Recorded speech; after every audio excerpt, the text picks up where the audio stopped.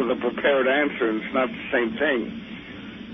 You met Shimon Peres and asked him probably the most profound question, the most secret question you could ask a guy. Think back. Yeah, I totally remember this. I think it was actually a few weeks before we did the lecture riot at Hebrew University. But he was an invited guest at Hebrew University, and I had a friend of mine with me, and basically, or maybe it was, I think it might have been actually shortly after, but either way, it was sometime around then, and I got to ask a question, and this was at Hebrew University where he was speaking, and I asked him, basically whether he had any kind of involvement with any secret clauses of Oslo and the Oslo II Accords, and whether he had passed those on to the Vatican, as I had read in several reports, including yours. Beautiful. And you were the first person to ask him what his secret allegiances really are, and what Oslo was, and who was behind it. You don't understand today, maybe, that you were the first to do it. Well, I may have been the first to do it, but what I did was I played a little chess move with him, because he, of course, flatly denied it, and denied any mention of what I was talking about. And I remember his answer. What's that? Try and remember his answer. I vaguely do. Oh, well, there's two sets of this. The first part where he just kind of flatly denied it, and he's like, I don't know anything about what you're talking, blah blah blah blah blah. And so I followed up by saying, hey, supposedly, according to these reports, the French author Mark Halter actually hand-delivered these agreements to the Vatican on your behalf, and he, and all the stuff, and he's looking at me, and I said, and I had no idea this was a total bluff on my part, and I said, and from what I've seen, Mark Halter is still your friend, and if it were me and my friend had gone to the Vatican saying that these secret agreements, where I had basically sold out Jerusalem, that these secret agreements were from my hand, and this is supposedly a friend of mine, I'd no longer be friends with him, but you're still friends with him, so how is that? And he turned white as a ghost, and he was silent for, I'm guessing, 30, 40 seconds. And what was amazing is that the room was dead silent, and most of the people that knew me from, my school, they knew I would ask these off-the-wall questions that, that unfortunately they never had the context to really understand, because they were caught up in the paradigm of the mainstream media, even in Israel at the time. And so I'm asking this question, and they probably think I'm crazy, but he's just sitting there in absolute silence and white as a ghost. I mean, just all color, just and he just sat there. But he gave a short answer. And then his response was, well, that's absurd. There's no basis to any of this. There's 70 faces to the Torah, and anyone can spin anything, any way that they want. Something along those lines. What I understand is that nobody can give away a city was part of his answer. It might have been. I don't remember that part of it. I don't remember that part of it, but of course, well, I'm assuming since you follow this a little bit more. Well, I'm remembering what you told me, and it's been a while. But yeah. That sentence, it's absurd. Nobody can give away a city.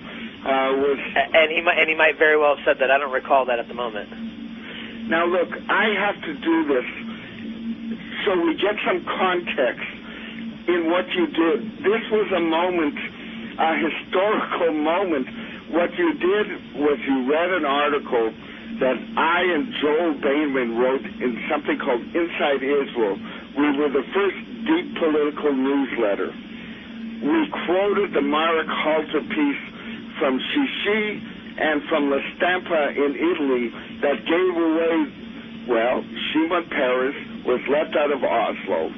So to get even, he gives a letter to his friend, the French intellectual Mark Halter, offering the Vatican hegemony over all the holy places of Jerusalem.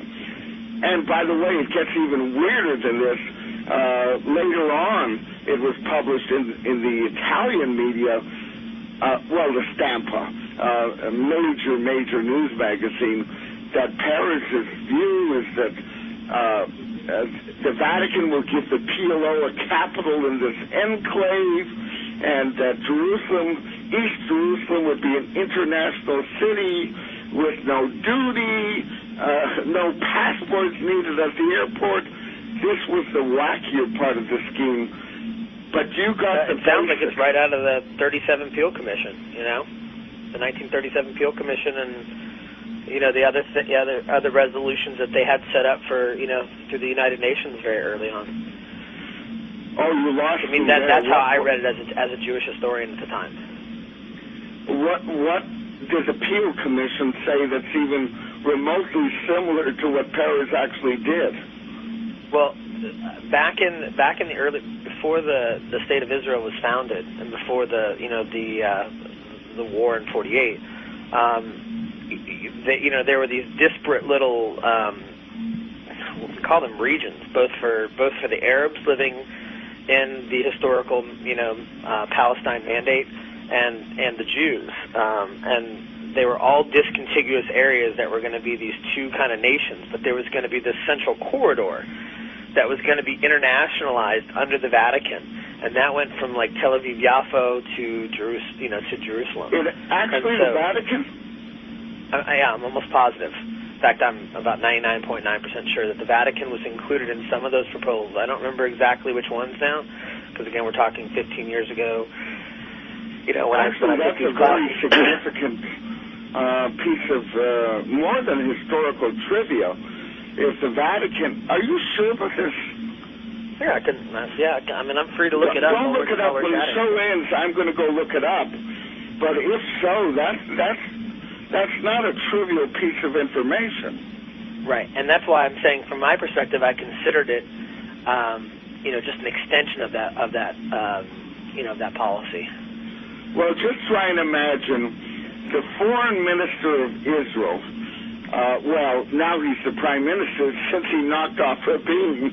I mean, he was the foreign minister when he gave the Vatican this offer. And it's been mostly, the magazine Shishi, where Joel and I got the original tip, was like closed 2 weeks after they wrote that thing. I do remember that, or I remember that story, yeah. When Peres gets found out, the other side feels immense pressure to go bankrupt. Without diving into it, the magazine closed down within a month, I think it was, after reporting this. But you confronted him in front of a serious audience. Hebrew University is not an unserious location. I imagine there was media there as well. Consider it the Georgetown, or of Israel, or the Harvard of Israel. Yeah, I mean it's the only major university in the country's capital. So I consider it kind of a Harvard, Yale, or even a Georgetown, if we want to get a little bit more the Washington D.C. area. Well, I'll tell you what. Causing Peres to blanch,